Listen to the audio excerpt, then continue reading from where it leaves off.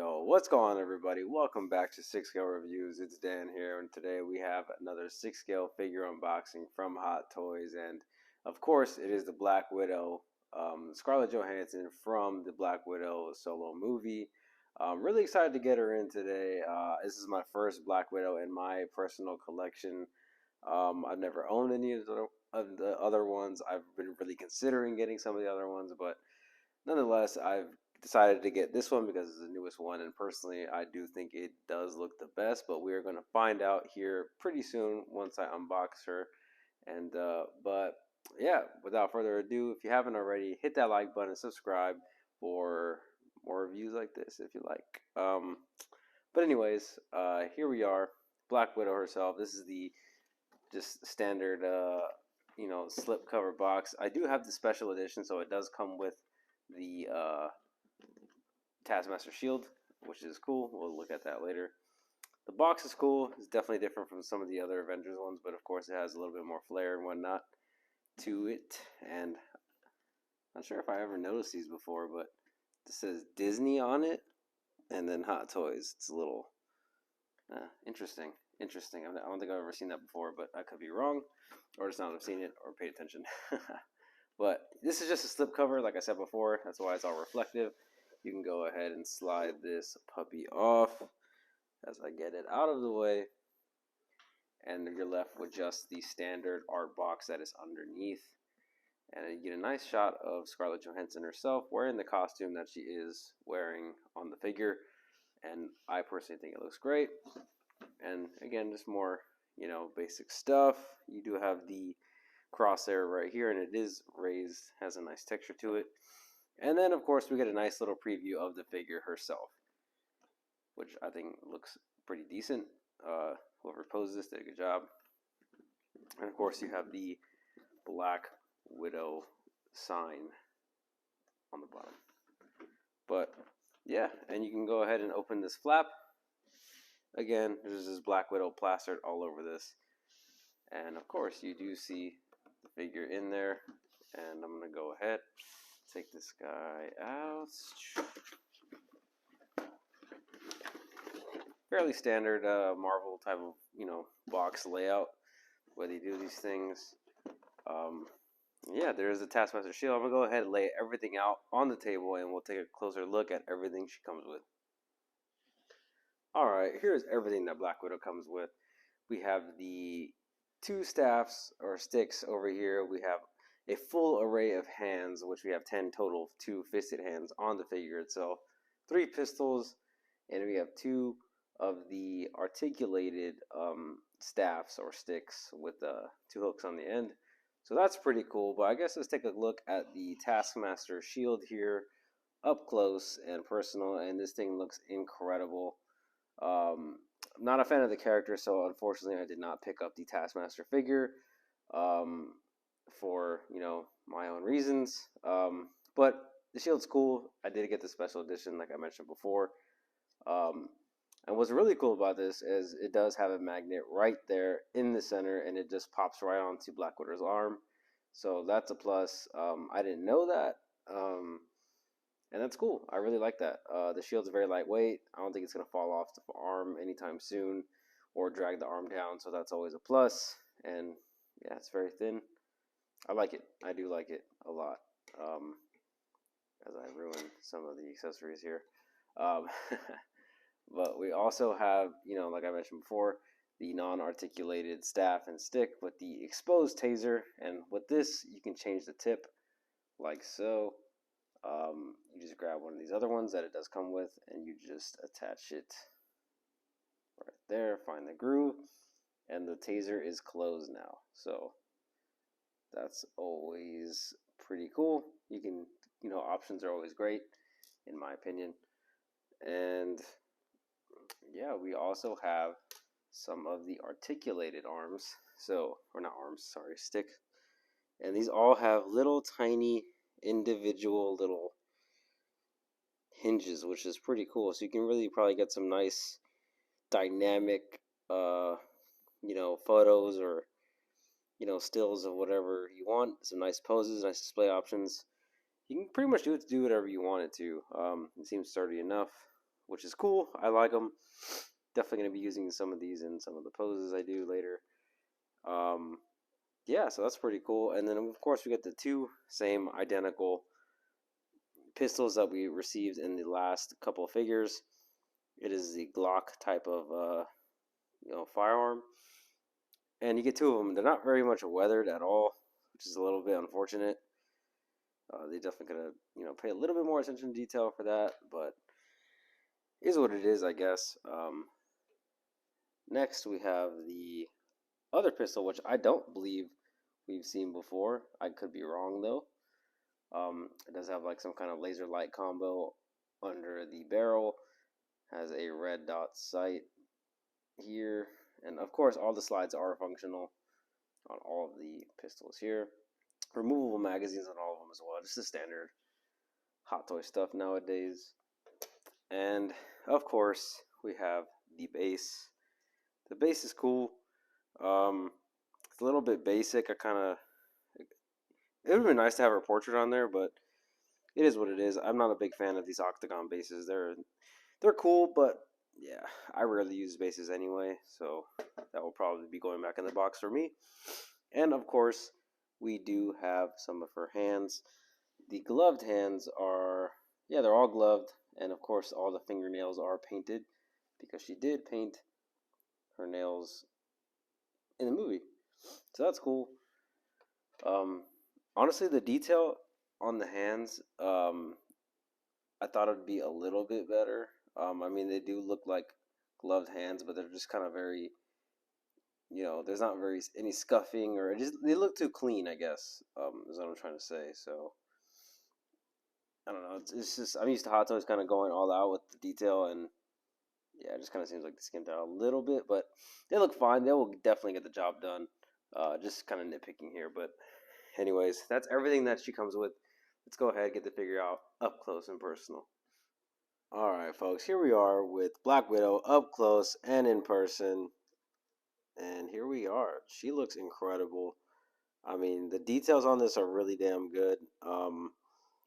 Especially on the shoulder pads, as you can see here.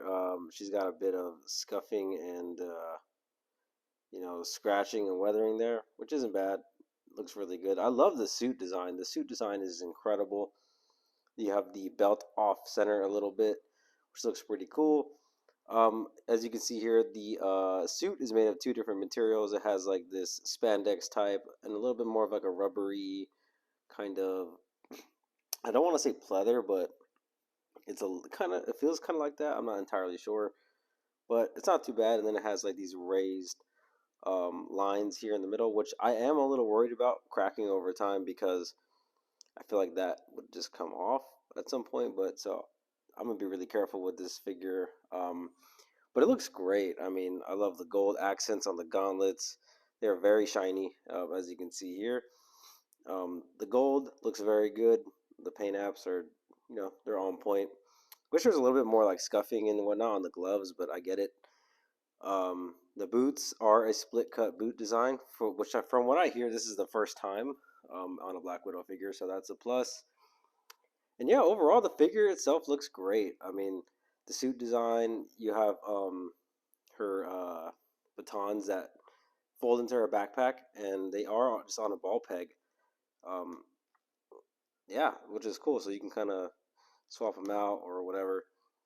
And yeah, so that's pretty much it. The boots, they don't have any weathering, which I found a little weird. Like, it's very minimal on the bottom and on the side. Like, none on top. It's very clean, but it looks very good though. Still, um, but Hot Toys recently has just been you know, really giving out like the details like that. But it's all good. It works out in I think everyone's favor.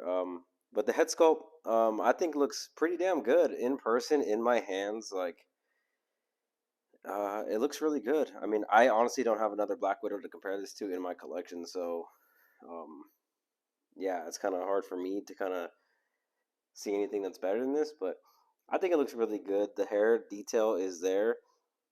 I think it looks great um, for what it is. And yeah, I think it looks. I think it looks fantastic. I think this is the best Black Widow. But and then again, that's my opinion. I know there's a lot of people who have all the other versions, and yeah, I've wanted to pick some of those up too. But I just came to the decision that I probably only need one, which would be this one. But yeah, I think it looks great. And another fun fact, you cannot remove the zipper anymore. So this is it explicitly says in the directions that the outfit is non-removable at all. Even on the back, you can see that there is stitching all along there. So I'm sure people are gonna find a way to get the suit off, but yeah, nothing in nothing simple at least. So just a heads up. But anyways, let's get to some articulation for this figure. Alrighty, folks, here we go with the articulation. Let's start off with the head.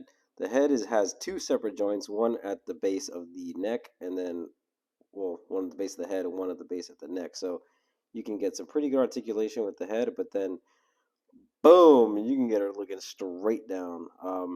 But I wouldn't advise against that because it has like the seamless neck type of texture. It's rubbery, so I don't want to damage that. So I would be very careful with that if I were you. And the hair, you can get some decent articulation before it starts to rub into this. So be very careful. But yeah, you can pretty much get it to do, what you want for the most part. Um, but yeah, the arms can go out pretty damn high. As I'd say about right there, that's where it's starting to really resist me. So you can get her going up like that. The arms do go out about 90 degrees. You can see the shoulder strap kind of starts to raise there, and they are on elastic bands, so that you can move them around and kind of pose them up as you see fit.